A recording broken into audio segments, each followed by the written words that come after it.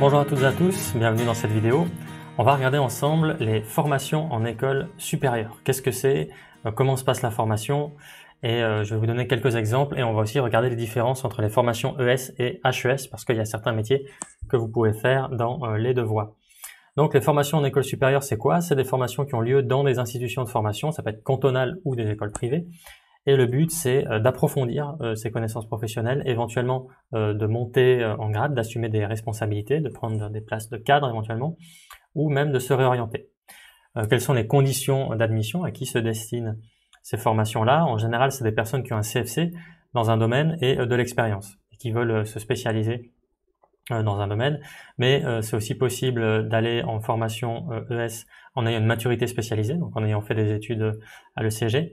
Éventuellement aussi, il y a certaines formations qui sont ouvertes aux personnes qui ont des maturités gymnasiales ou encore des personnes qui ont un certificat de culture générale, donc les études en ECG, et qui ont fait un stage ou qui ont de l'expérience professionnelle. Donc en école supérieure, il y a deux types de diplômes. Il y a d'abord les diplômes ES, c'est en général le premier diplôme qui se fait, et ensuite les post-diplômes ES. On va regarder ça dans le détail. Donc les diplômes ES, c'est quoi?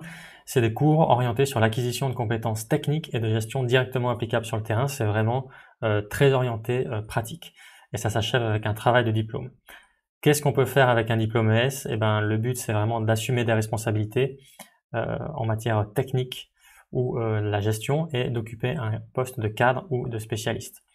Ça dure entre 2 et 4 ans en emploi, donc toutes les formations ne sont pas de la même durée, donc regardez ça, mais c'est entre 2 et 4 ans, et c'est reconnu dans toute la Suisse. Donc ça vous offre des opportunités d'emploi, non seulement en Suisse, mais également à l'étranger. Ces diplômes ES, il y a à peu près 50 filières dans 8 domaines, qui sont les domaines suivants, donc le domaine technique, le domaine de l'hôtellerie, de la restauration et du tourisme, le domaine de l'économie, le domaine de l'agriculture et de l'économie forestière, la santé, le social et les formations des adultes, les arts visuels, les arts appliqués et le design, et le trafic et le transport. Ensuite, on a les post-diplômes ES. Ça se fait en général après un diplôme ES, mais pas forcément. Il y a certaines conditions d'admission pour certains papiers que vous pouvez voir, mais en général, c'est ça. D'abord, on fait un diplôme ES, ensuite, on fait un post-diplôme ES. Ça dure entre 1 et 2 ans en emploi, donc c'est un petit peu plus court. Orienté vers la pratique, toujours. Et le but, c'est d'approfondir encore plus ce qu'on a vu durant le diplôme ES. Donc maintenant, on va voir quelques exemples. Dans le domaine administratif, on peut imaginer qu'une personne qui a un CFC d'emploi de commerce et qui travaille dans la banque, qui aimerait se spécialiser là-dedans, peut-être évoluer au sein de la banque, cette personne-là pourrait faire un diplôme ES d'économiste bancaire, par exemple, et enchaîner par la suite, si elle le désire, en faisant un post-diplôme ES d'expert en conseil financier. Ça, ce serait une possibilité. Une personne qui aimerait travailler dans le tourisme, qui a un CFC d'emploi de commerce et qui travaille, qui est dans le domaine du tourisme, pourrait faire un diplôme ES de gestionnaire en tourisme, et pourrait enchaîner ensuite pour se spécialiser encore plus, faire un post-diplôme ES de management en hôtellerie, si c'est ce que la personne souhaite faire. Ça, c'est pour l'administratif. Par exemple, après, dans la santé, on pourrait imaginer qu'une personne qui a un CFC d'ASSC, donc assistant ou assistante en soins et santé communautaire, et qui a envie de monter un peu en grade, pourrait faire le diplôme ES d'infirmier ou d'infirmière, et ensuite de se spécialiser encore et de faire un post-diplôme ES d'expert ou expert en soins intensifs. Et dernier exemple, dans le domaine manuel, une personne qui a un CFC de menuisier pourrait faire un diplôme ES de technicien en conduite de travaux, ce qui permet de prendre des responsabilités et ensuite se spécialiser encore plus, peut-être pour ouvrir son entreprise, faire un post-diplôme ES en gestion d'entreprise. Et donc voilà, vous verrez si vous faites des recherches. D'ailleurs, si vous cherchez, vous, les formations qui vous intéressent, qu'est-ce qu'il y a comme formation ES dans votre domaine, et ben on a fait une vidéo que je vous mets ici en haut sur comment utiliser orientation.ch pour vraiment trouver les formations dans votre domaine. Et vous verrez qu'il y a certaines formations que vous pouvez faire soit en ES, donc en école supérieure, soit en HES, donc en haute école spécialisée. Et donc on va regarder, des fois c'est des questions qu'on nous pose, mais c'est quoi la différence par exemple entre infirmière ES et infirmière HES? C'est vraiment une formation que vous pouvez faire dans les deux, mais c'est pas tout à fait la même formation, ça s'adresse pas exactement aux mêmes personnes et les emplois que vous pouvez faire après ne sont pas exactement les mêmes et c'est ce qu'on va regarder ici.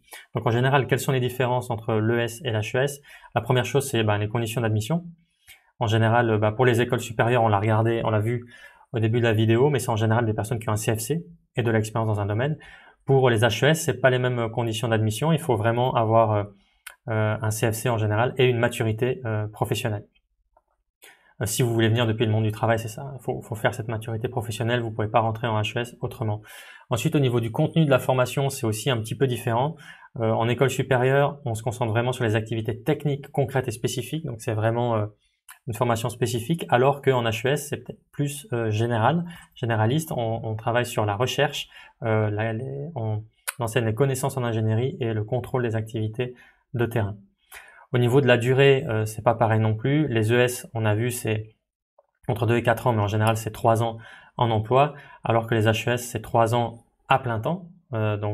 Si vous le faites à plein temps, les HES, vous le savez, hein, vous pouvez aussi le faire en emploi, mais du coup, c'est plus que 3 ans en général. Donc la durée n'est pas tout à fait la même. Et au niveau des emplois que ça ouvre par après, c'est aussi pas tout à fait pareil. Les ES, ça ouvre des postes où on s'occupe de questions très pratiques au niveau technique et de la gestion, alors qu'au niveau de l'HES, on est plus dans la conception, le contrôle, le développement de produits et de services. Ça c'est un peu général, mais concrètement, si vous vous posez des questions sur votre métier, enfin sur la formation que vous visez, quelle est spécifiquement sur le terrain la différence entre la formation ES et HES, je vous invite à contacter les écoles déjà premièrement, et puis contacter le terrain, donc les professionnels qui ont peut-être la formation ES et les professionnels qui ont la formation HES, et de vous renseigner là-dessus. Appelez aussi les associations professionnelles qui pourront vous renseigner là-dessus. Voilà, j'espère que ces quelques mots peuvent vous aider à mieux comprendre ce dont il s'agit. Si vous avez encore des questions, n'hésitez pas à les poser dans les commentaires ou à vous adresser à votre conseiller ou conseillère en orientation. Au nom du SOPFA, je vous souhaite plein succès dans vos projets de formation et professionnels, et je vous dis à bientôt en vidéo.